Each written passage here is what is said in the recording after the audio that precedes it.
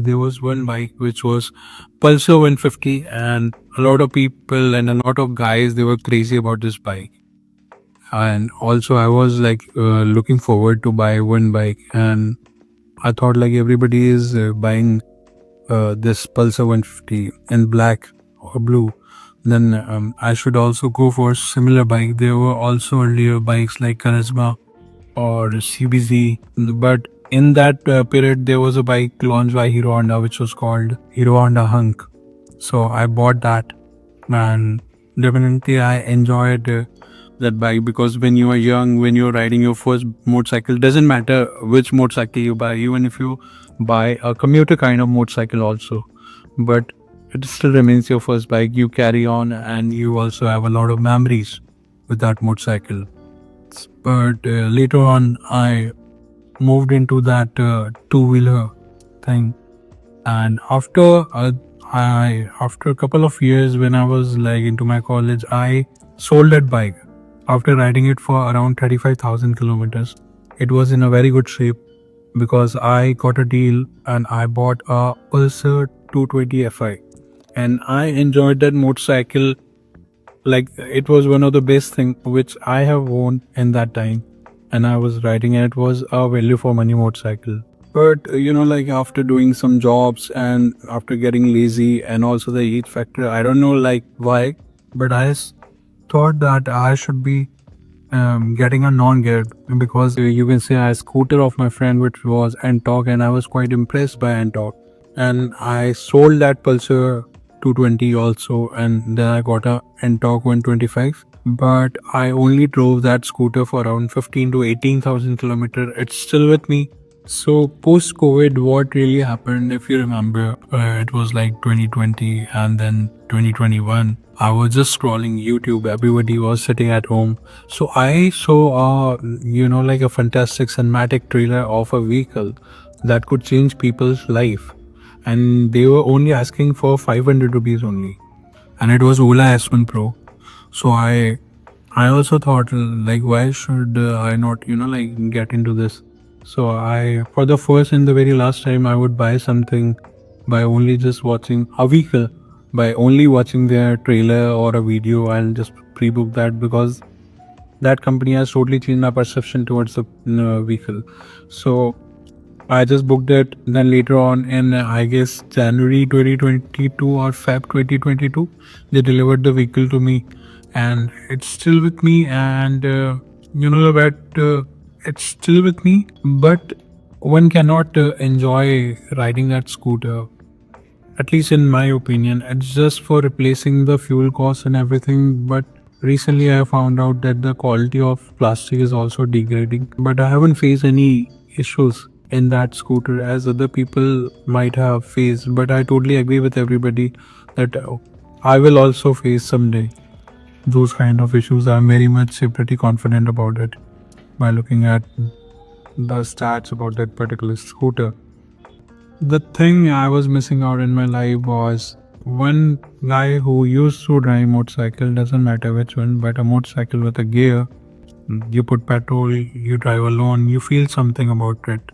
So I started having that feeling, and I have no idea like what is it, but I was feeling that I should get a bike again. This year I started making my mind which should one I get.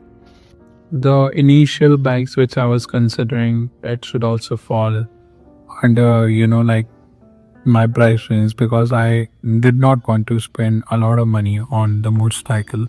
Very initial, I was thinking about Meteor 350, and then I was thinking about Honda CB 350 and 350 RS. Later on, I started thinking about Kawasaki KLX 230, and that was about the Indian variant. Recently, I came across this bike which is called XSR 155 by Yamaha, and I saw on many channels and many handles from like Thailand, Indonesia, that there are a lot of aftermarket mods done to the bike, and it looks really good. So now we are going to talk about each and every bike which I considered. So my first choice was Kawasaki KLX 230. because I thought that it must be having great suspension and we I can use it for short city rides, because I'm not going to buy a bike for from which I would be doing 600 800 kilometers. A lot of bikers and the people, they ride the bikes through like many states and everything, but my main use case was driving into the city and for short trips and sometimes like on highways. That's it, nothing more than that. So I thought the KLX 230 would be good, so we went to the showroom in my city, and in August they told us that we can pre-book and you will get the bike in October. But I said let's wait for the demo unit or the test drive unit to arrive at the showroom, and then we'll have a look how it looks against the CKD unit. But then also they have no answer like when it will arrive, and then I contacted Kawasaki India through social media and customer care. So the dealership in my city, they told me recently might be in mid-December they will have this bike in their showroom. Earlier only there were 4 units which have arrived at Kawasaki. So like from August, September, October, November, December, already like 5 months have gone by, and by looking at the dealership experience, I wanted to buy that bike, but eventually I have to call them, and every time I have to do the step, they don't even follow up. They don't. I went to the Triumph showroom, and one thing I have to tell you about the Triumph is whether you are using social media or online, whether you go to their stores, the Triumph people, they are so good. Even if you're not buying the bike, they know how to deal with you. The best in class like customer experience they have. They will guide you about the bike, they will give you the test ride, and they'll take the proper follow up. So if I have to rank the in 2025, if I have to rank in my city who was the best, so it had to be Triumph, following each and every protocol and telling us, and they will almost convince you to buy the Speed 400 or whatever. But I went for the Triumph Speed T4. So yes, and I think that's a beautiful bike. Both are the beautiful bikes. They have a lot of power and everything, but I'm not looking for power. I'm looking for less speed. I'm not looking, but a thump, a strong feel while riding the bike, and a strong, bold presence. I went to the big wing Honda in the morning. The first showroom we went, so there are like a lot of dealers of Yamaha in my city. So they were all the ads were popping up on the social media and everywhere, like you can come to us. So because like those were the people who were very clear with the pricing and they give me the breakdown of each and everything, and they clearly told me like whatever you want to remove, you just remove it. Whatever you want to keep it, just keep it. And if you want to buy it, buy it. Don't want to buy it, don't want to buy it. And they just gave me the test ride. I love the design of the Yamaha XSR. Uh, in the silver color, it looks amazing. The accessories are amazing. The riding comfort and everything is amazing. But the only downside for me is that I've already, I already have driven 220 Pulsar, and I told you the first bike was Han. And I definitely know that the engine in the XSR 155 is far more better than these bikes. But the problem is that in the test drive I took of XSR, it was a very short, so I need to give a lot of throttle to the bike to like to get into that position where I'm seeing a lot of videos on YouTube that it can go to that speed.